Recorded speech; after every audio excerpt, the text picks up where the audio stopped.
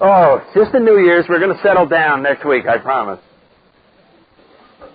So what we're saying is, we know it's very difficult to let go of your control of your life.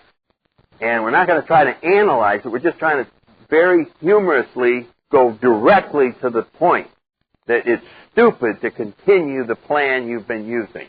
Because you are the result of it. And if you're so happy, write a book. I mean, when we come here, we're miserable. And yet we cling to these old ideas. And so this plan, and it's a spiritual plan. It's not an intellectual plan, so you've got to get used to some changes here. And you'll find that there's a lot of paradoxes in a spiritual plan. It is, things don't look the way they really are. You take certain actions and it doesn't look like they would do anything. It doesn't look like it should work. When you study, and you will, in spite of yourself, you will study the 12 steps. You will come up to them, if you're new, skeptically. Well, now what is this? Now they've convinced me I'm an alcoholic and I ought to stick around. Maybe I will do this. And then your intellect will take over and you'll go, okay, I'm going to admit I'm powerless. I'm going to come to believe in a higher power. Yawn. I'm going to make amends to people. I'm going to do this and I'm going to do that. And you're going to go through all the 12 steps. And you're going to conclude that it's not going to really do much of anything. Because that's what your brain is going to tell you. Your brain is going to tell you, disregard the information you have by looking at all those happy people in AA. Forget that. You're smarter than that. You can read this and it just isn't going to work for you. That's what our brain will tell us. Because it doesn't look like it should work. I'm going to tell you that ahead of time so that you don't get faked out. AA doesn't look like it should work. It doesn't look like it should work. You explain AA to the social scientists of the country, and they still are very skeptical about it because it doesn't look like it should work. You take a bunch of drunks, you stick them in a basement from 8:30 to 9:30, they talk about resentments, hold hands, say the Lord's Prayer, and go home, and it works? That's it? That's the whole deal? Uh-huh. Except we smoke a lot, too, and drink a lot of coffee. That's what happens there in the work? Yes, it does work. So it doesn't look like it works because it's a spiritual solution. Drinking didn't look like it should work. Did you ever try and analyze drinking? Somebody come up, suppose you were 16 years old, you're afraid to go out on the dance floor. And someone said to you, Fred, come over here. See this glass? Chug-a-lug it. You will know how to dance. Now, if you were sort of the doubting teenager, you would go, what? I drink that and I will know how to dance? What the hell? You smell it? It smells like motor oil. You know what I mean? It's some kind of rot gut whiskey. And you say, it doesn't make sense. I drink that, I know how to dance? No. Prove to me ahead of time that if I drink that, I'll know how to dance. How could you do that? You couldn't. This guy could be 70 years old and never have a drink and still claiming that if he drank it, nothing would happen. Because it's one of these things you can't understand, you have to experience. And the same thing with this program and these steps. They won't make sense till after you do them. And then you'll go, whoa, now I see. Now it is revealed to me what happens. Just like when you poured that whiskey down and you got like Steve Martin, those happy feet. Woo! And you were out there doing the dances people never saw before. But it came to you. In other words, something happened. This alcohol contained the power when it got inside of you to literally transform you and the way you looked at things. And that's why we drank. Alcohol had a very definite parallel to a spiritual program. It was certainly not an intellectual way of life, alcohol. Alcohol was a power, and we relied on it to change us so that the world looked good. The world actually stayed the same when we drank. The world didn't change, but when the way we looked at the world changed, and we liked it.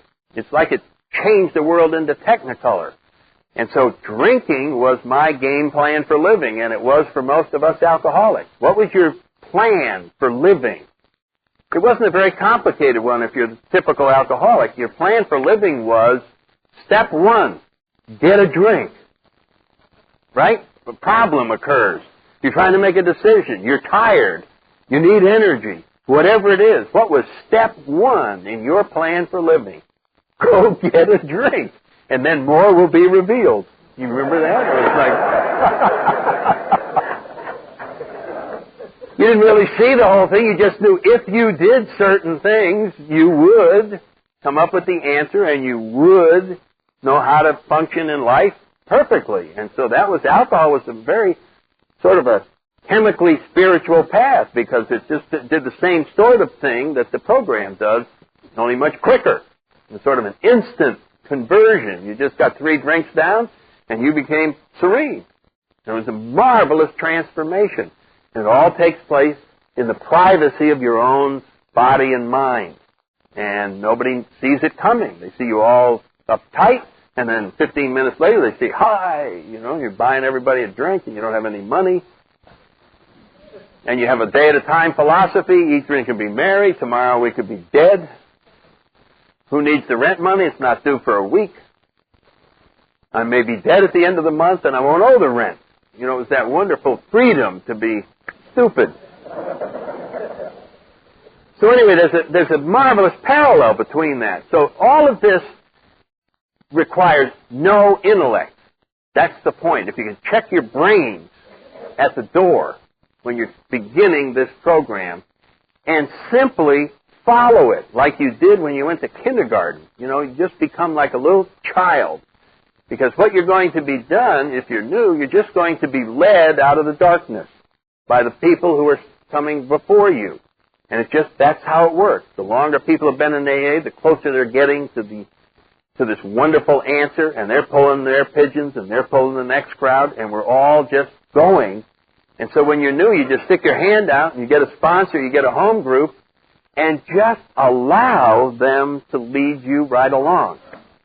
Now, if you did that, you'd have the most wonderful sobriety you can imagine. The problem is, our brain and our ego, me being led, that doesn't look good. I got to start interjecting my own thinking into this thing. Besides, at discussion meetings, they want to hear what I have to say because they call on me. And I certainly want to look good when it comes around to my turn. So we're always trying to come up with something intelligent to say at meetings so that people will like us. Well, they already love you. We don't have to do that. You just have to share from your heart how you're feeling that day. You don't have to come up with the answer to the universe. And so the program is a very simple thing, but I'll guarantee you, you will complicate it. You will complicate it by resisting. That's all that'll happen. You will resist every damn step along the way. And Bill writes about this in our literature. But the first step is the one that we cannot compromise on. The rest of them are things that we work towards, and they are perfect goals that we're trying to achieve. But the first step, we can't screw up on. We cannot fail to do it 100%, and that's what we're going to emphasize for the next 10 or 15 minutes. What does this mean in this first step? When it says we admitted we're powerless over alcohol and that our lives have become unmanageable. It's basically saying my game plan for living has to be thrown out the window. I am going to do a lot of changing here. And you know what you have to change? And this is almost insurmountable when you first come to AA. You have to change your mind. This is, like an alcoholic changing his or her mind. It's like the Queen Elizabeth turning around in the Potomac. You know what I'm talking about? It's like 50 million tugboats are pushing on this end and that end. And finally the alcoholic goes, okay, I'm an alcoholic. You remember the decision that you weren't an alcoholic? No, not an alcoholic. The denial and all of that went on for years.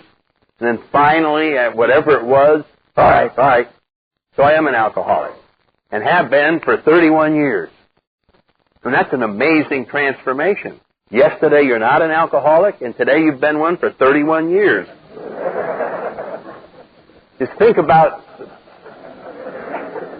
the mental turnaround on that particular one right there. And well, the rest of sobriety is going to consist of hundreds more of changing our minds. And in the beginning, most of us want to call a press conference. Hi, I'd like to announce to the world, I'm about to change my mind. You know, like, I've never done this before, and I probably never do it again, so I thought I'd call everyone together. We hold on to our old ideas. You know why? Because you put them together. You're the author of all those old ideas. Even though they suck, you hold on to them. You know, I know they're terrible, but I thought them up. It's that wonderful ego that if you're in jail, you know that song, if I was still drinking, that would be my theme song. I did it my way. I know I'm in deep shit, but I got here. I mean, there's some value there, right? And it's almost like they're going to write a folk song about me. The ultimate loser. And everybody will go, what a guy, what a guy. You know, look at that. He's in jail, and he's puking, and he's dying, and he refuses to ask for help. Boy, he's hanging right in there, puking, and, he just went down the toilet. Let's write a song about him. And I sort of have this, you know, as you're going down the toilet, you sort of imagine everybody just going, what a guy, wow, what a guy. And they're not. They're going, what an asshole. You know, that's what they're saying. But we don't see it that way. We just sort of glorify, wow, I'm hanging in here with these stupid ideas, when a weak guy would have caved in and followed some good advice a long time ago and straightened his whole life out. Oh, no, not us. Not our arrogant pride. No, no, no. I'm not straightening out and asking for help and, you know, chickening out. I'm either going to do it myself or fail. And, of course, if you're up against alcohol, you're going to fail because it's a power greater than all of us. That's what makes us alcoholics. So it's this marvelous thing of either go down the tubes or ask for help, and you're stuck there. How far down the tubes is down the tube, you know?